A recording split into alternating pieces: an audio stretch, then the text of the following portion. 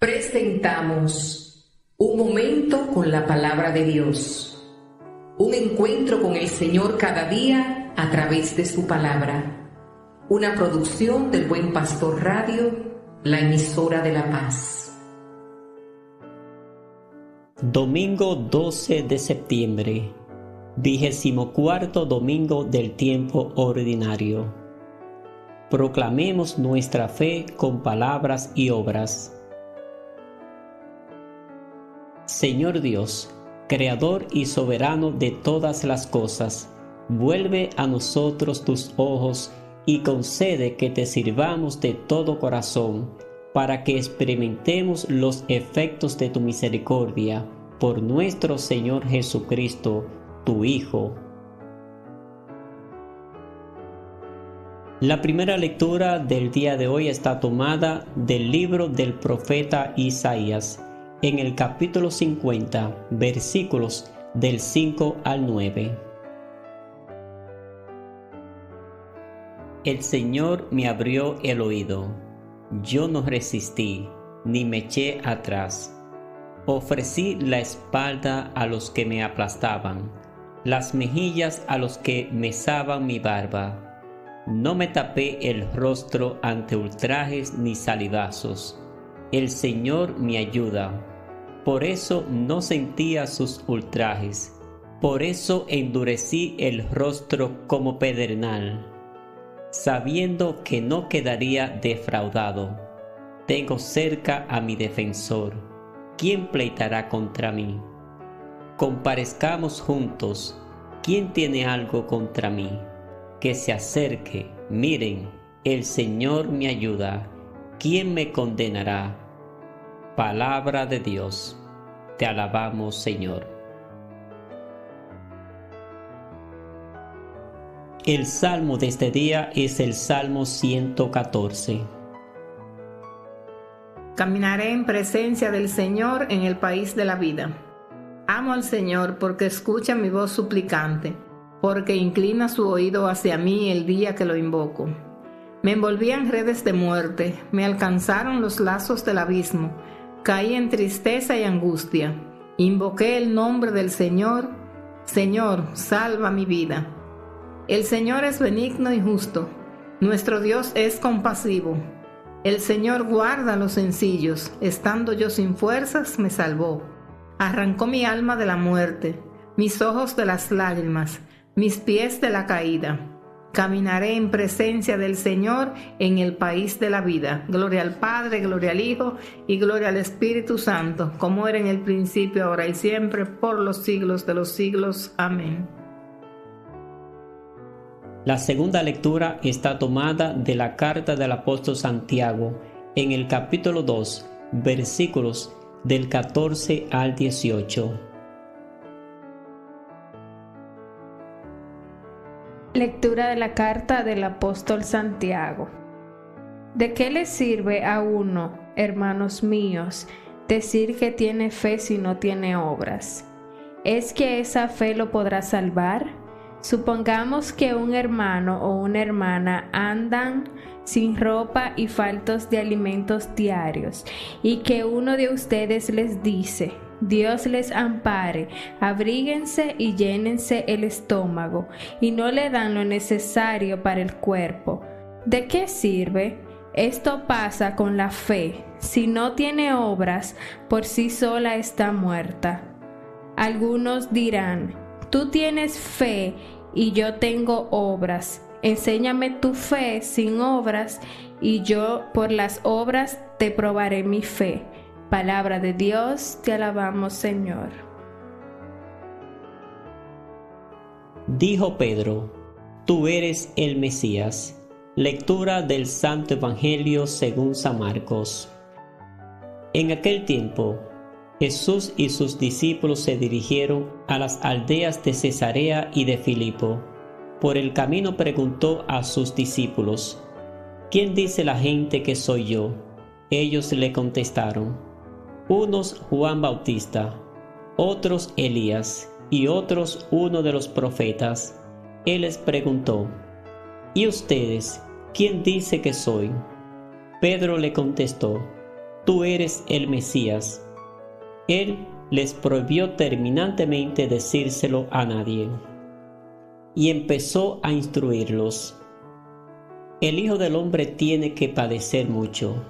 Tiene que ser condenado por los ancianos, sumos sacerdotes y escribas, ser ejecutado y resucitar a los 3 días. Se lo explicaba todo con claridad.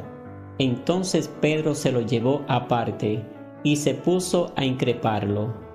Jesús se volvió y de cara a los discípulos increpó a Pedro: «Quítate de mi vista, Satanás.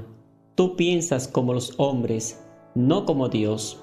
Después llamó a la gente y a sus discípulos y les dijo: «El que quiera venir conmigo, que se niegue a sí mismo, que cargue con su cruz y me siga. Miren, el que quiera salvar su vida la perderá, pero el que pierda su vida por mí y por el Evangelio la salvará». Palabra del Señor. Gloria a ti, Señor Jesús. Meditación. La primera lectura, que corresponde al profeta Isaías, forma parte del tercer poema del siervo del Señor, y dicho texto lo escuchamos durante la Semana Santa. Isaías nos plantea estar atentos al plan de Dios, ser capaces de resistir ante los sufrimientos y agresiones que llevan consigo una misión, y la confianza absoluta de ese siervo sufriente en la protección, el auxilio y el cuidado de parte de Dios. El pueblo se ha portado mal, por eso el Señor le ha preguntado si existe un acta de divorcio en la que conste que Él ha repudiado la madre de ese pueblo. En la segunda lectura del apóstol Santiago se ve reflejado el pensamiento semita, que es de carácter práctico y la consecuencia lógica en la afirmación de que una fe sin obras es una fe que está muerta. La fe es un camino hacia la autenticidad y tiene que traducirse en vida, y de esta manera se dinamiza el proceso de la vida cristiana. La fe como experiencia personal no se agota en el individuo como sujeto, sino que tiene consecuencias sociales e históricas. Es así como la fe se convierte en el motor de la vida y de la historia. Por eso, sin obras está muerta. En el Evangelio, Marcos nos plantea la confesión mesiánica de Pedro en Cesarea. Al Jesús preguntar sobre lo que decía la gente quién era él, y ellos le responden que Juan el Bautista, otros que Elías y otros que uno de los profetas. Y finalmente, Jesús les pregunta a los mismos discípulos: ¿quién soy yo? Y Pedro responde en nombre de todo el grupo, de manera abierta y certera, la identidad de Jesús: tú eres el Mesías. Tenemos que ir al principio del Evangelio de Marcos 1:1, donde se nos dice que Jesús es el Mesías, Hijo de Dios. Toda esa primera parte del Evangelio es la preparación para esa proclamación, ya que en los capítulos anteriores la muchedumbre le pregunta de manera temerosa: ¿quién es este? Y los mismos discípulos han vivido la experiencia de la incorporación sobre la persona de Jesús. Después de ese proceso de dudas, preguntas e incomprensiones sobre la persona de Jesús, Pedro reconoce a Jesús como el último y definitivo enviado de Dios para conducir al pueblo de Israel y toda la humanidad a la salvación. En Cristo como Mesías, la historia humana llega a su plenitud. El mesianismo de Jesús se prestó a muchos malentendidos, ya que se pudo haber interpretado en los discípulos y en el mismo pueblo de Israel, que tenía que ver con la liberación política de Israel. Por lo tanto, tenía un tinte triunfalista y político, nacionalista, Y es por eso que Jesús les ordena a los discípulos que no hablaran de él con nadie. Con esta pregunta de Pedro, Marcos inicia la segunda parte de su evangelio e intentará responder a esa respuesta de Pedro.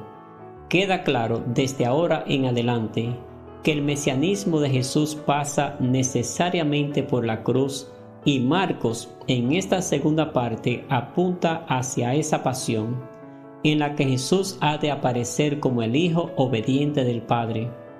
Nosotros tenemos que pasar necesariamente por la cruz de nuestro itinerario de fe y seguimiento de Jesús.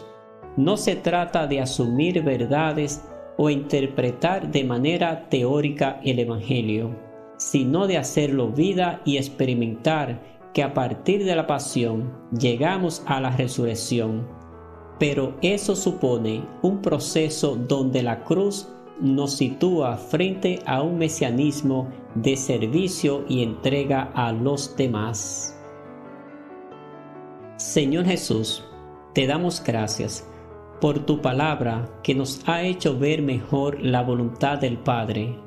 Haz que tu Espíritu ilumine nuestras acciones y nos comunique la fuerza para seguir lo que tu palabra nos ha hecho ver.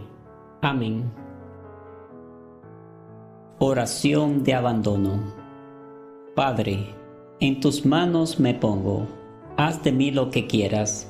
Por todo lo que hagas de mí te doy gracias.